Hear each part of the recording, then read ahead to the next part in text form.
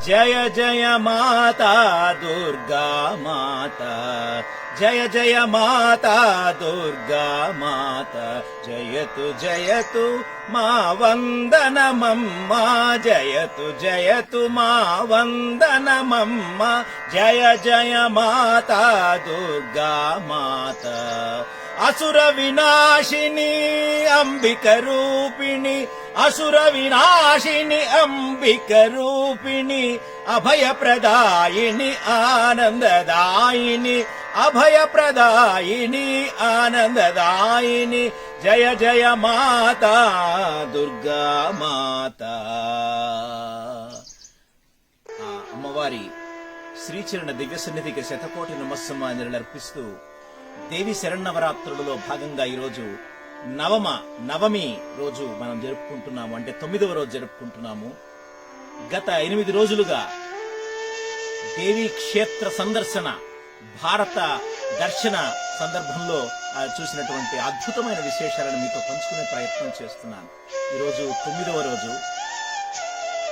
జమ్మూ కాశ్మీర్ నుంచి ప్రదక్షిణ రూపంలో కిందికి దిగుతూ మహిషి బీహార్, మంగళగౌరీదేవి బీహార్, అలాగే మాధవేశ్వరి బీహార్, అలాగే పురోహితేశ్వరి పీఠాపురం ఆంధ్రప్రదేశ్, భ్రమరాంబ ఆంధ్రప్రదేశ్, జోగులాంబ తెలంగాణ, కంచి కామాక్షి తమిళనాడు, మధుర మీనాక్షి, ఇలా ఆ దక్షిణ భారతదేశం వైపుగా వస్తూ ఎన్నో అద్భుతమైన దేవీ క్షేత్రాలను చూశారు. చిట్ట చివరిగా భారత దర్శన యాత్ర కన్యాకుమారిలో నేను సంపూర్ణం చేయడం జరిగింది. ఇక కన్యాకుమారి అంటేనే అమ్మవారి పేరు. మీ అందరికీ అసలు ఒక విషయం తెలుస్తూ మీరు గమనించాలి. భారతదేశం 4 హద్దుల్లో కూడా అమ్మవారి స్థానాలు ఉన్నాయి అంటే అతిశయోక్తి కాదు. తదానిగా దాని తర్వాత శ్రీ శంకర భగవత్పాదుల 4 శంకర పీఠాలు ఈ యొక్క 4 దిక్కుల్లో ఉన్నాయని మనం మరువరాదు. అమ్మవారి యొక్క అదుపాజ్ఞలలో, అమ్మవారి యొక్క సంరక్షణలో భారత పర్యంతము కూడా సంరక్షించబడుతుంది అని తెలుసుకోవాలి మనం అందరం కూడా.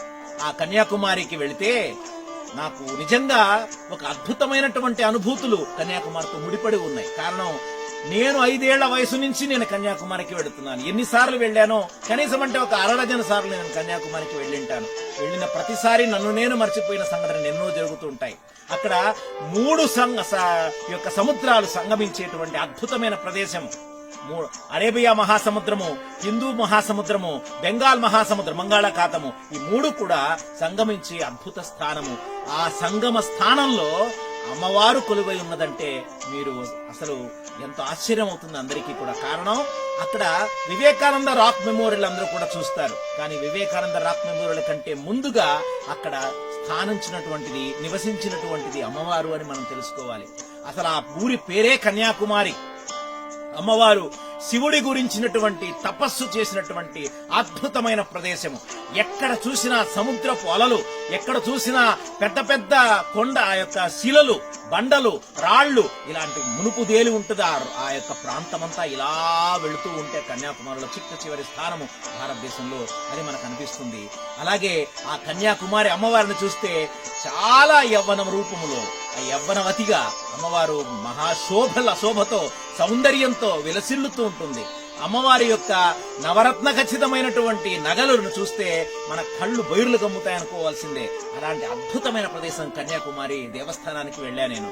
అక్కడికి వెళ్ళిన తర్వాత నాకు అక్కడ అమ్మవారు యొక్క తపస్సు చేసిన ఆ యొక్క విషయం తెలుసుకుని అందరికంటే ముందుగా నేను వివేకానంద రాక్ మెమోరియల్ కంటే ముందుగా నేను అక్కడ అమ్మవారి పాదముద్ర దర్శనం చేసుకున్నాను. చాలా మందికి తెలియదు ఈ విషయము. అక్కడ అమ్మవారు ఒకటే పాదముద్ర ఉంటుంది. కారణం, ఒంటి కాలితో అమ్మవారు ఈ యొక్క శివుడి గురించి తపస్సు చేసింది. ఒక చేతిలో జపమాల, ఒక చేతిలో ఈ విధంగా చేస్తూ ఒంటి కాలితో చేసిందట.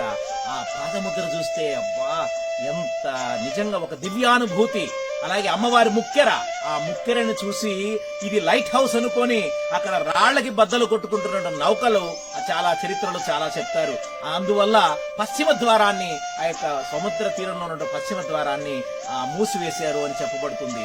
ఆ కన్యాకుమారి అమ్మవారిని చూసి సముద్ర స్నానం ఆచరించి ఆ భారత దర్శన సంకల్పమైనటువంటి భారతదేశ సౌజన్య సౌభాగ్య సౌశీల్యముల కోసమై ప్రార్థన చేశాను. సమస్తలోక సుఖినో భవంతు, సమస్తలోక సుఖినో భవంతు, సమస్తలోక సుఖినో భవంతు అన్నటువంటి మంత్రాన్ని నేను అక్కడ జపించాను. చాలాసేపు జపించాను.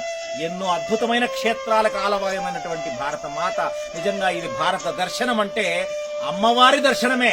భారతము అంటే భారతము అంటే భానగా భావము, రానగా రాగము, తానగా తాళము, భావ రాగ తాళ సమ్మిళిత స్వరూపంగా భగవతిని స్మరించి జపించి ప్రత్యక్షం చేసుకున్న దేశం కాబట్టి దీని భారతదేశము అన్నారు.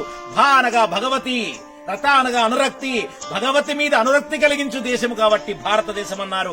ఈ విధమైనటువంటి సంస్కారము మన జాతిలో అణువణువు రక్తంలో నిమిడి విగ్రమతులతో ఉన్నది అని చెప్పుకోవాలి. అలాంటి భారత దర్శనము ఇలాంటి దేవీ క్షేత్ర సందర్శనముతో, అష్టాదశ శక్తి పీఠాల సందర్శనముతో, సిద్ధి శక్తి పీఠాల సందర్శనముతో, జ్యోతిర్లింగాల సందర్శనముతో, అత్యద్భుతమైనటువంటి హిందూ మతము, జైన మతము, బౌద్ధ మతము, ఇస్లాం మతము, క్రిస్టియన్ మతము, సిక్కు మతము ఇత్యాది మతాలకు సంబంధించిన విశేషాలతో ఆచార్యత్రయము రామానుజాచార్య, శంకరాచార్య, మధ్వాచార్య సందర్శించిన ప్రదేశాలు, అలాగే 108 వైష్ణవ దివ్యాదేశాలు మొత్తం కన్యాకుమారి నుంచి కాశ్మీర్ దాకా పర్యంతం వ్యాపించినట్టు 108 వైష్ణవ దేశాలను చూసే భాగ్యం నాకు కలిగింది.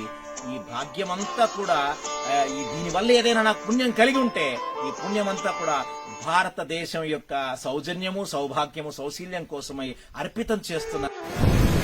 ఓం నమో భగవతే వాసుదేవాయ, ఓం నమ శివాయ.